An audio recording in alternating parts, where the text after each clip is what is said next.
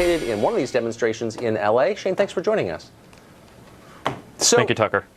When I saw this, I've interviewed a lot of people at protests and protest leaders, and I'm mostly interested in why. So there have been a lot of protests against Trump, and a lot of people, famous people, people with TV shows jumping up and down and saying he's terrible, he's Hitler, etc.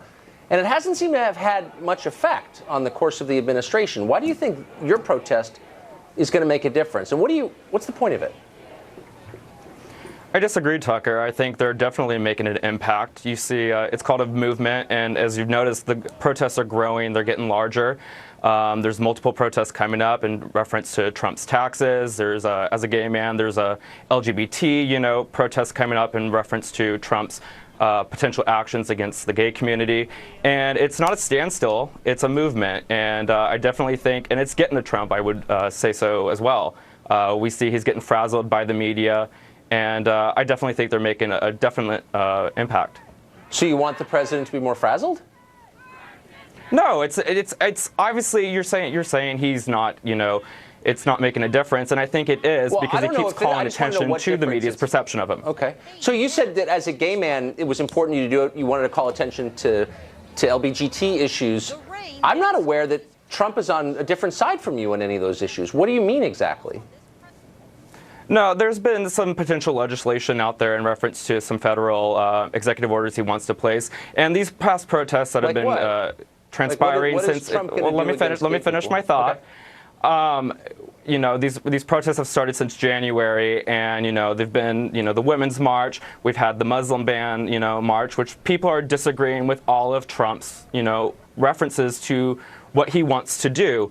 And I think today was just another one of those positive causes where people are uniting together and they are making a statement against what Trump is trying to put into motion. Right. I get that. The details kind of matter because, it's a protest. You're trying to influence the President of the United States, most powerful man in the world.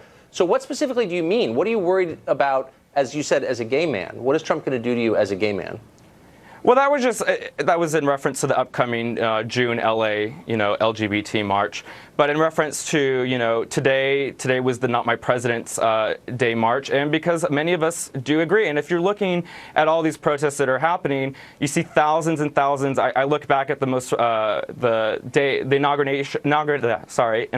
inauguration day march.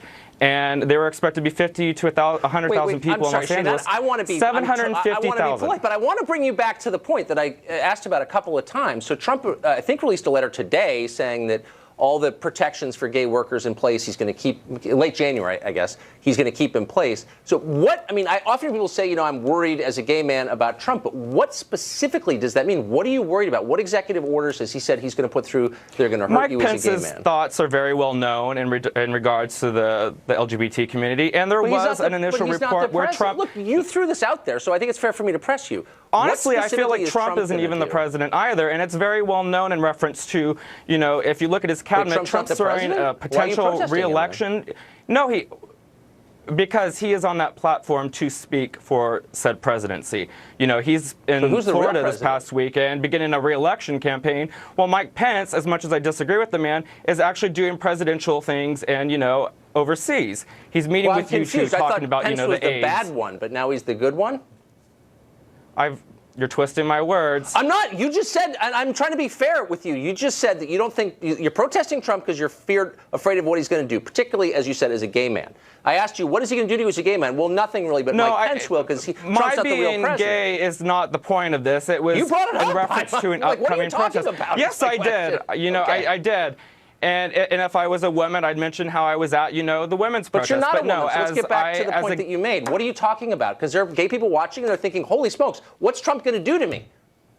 What's Trump going to do to you as a gay man? I mean, that's an honest question. What's the answer?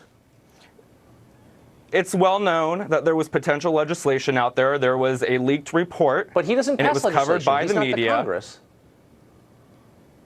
And he put a letter out disputing. There was a potential executive order, Tucker. But he said, I'm not going to Do you want to talk about the actual Not My President's Day protest, or are we just going to go off on a tangent on... It's not a tangent, Shane. You brought it up. I made an off-the-cuff remark about my being a gay man.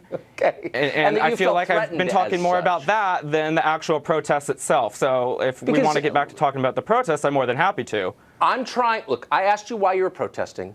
You said there are a bunch of reasons. Here's one of them. I said, I hear this a lot from people who, of goodwill, who say, you know, I'm gay and I'm worried about President Trump. And you brought it up. And so I said, in what way? But I also mentioned the tax day protests, and we seem to kind of want to pigeonhole away from Trump's taxes, which have still not been released. Still not been released. And I also mentioned that as one of the upcoming protests, and you're completely deviating. You're picking on one specific thing that I said. I'm making the mistake of taking it seriously. I'm glad you find this funny, because I don't particularly. Which I will never do again, I can promise you that. Shane, thanks a lot for joining us. I appreciate it. Up next, politicians in the UK spent 3 hours today debating the most pressing matter in British politics, whether to deny a state visit to President Trump. How'd that go? We'll tell you next.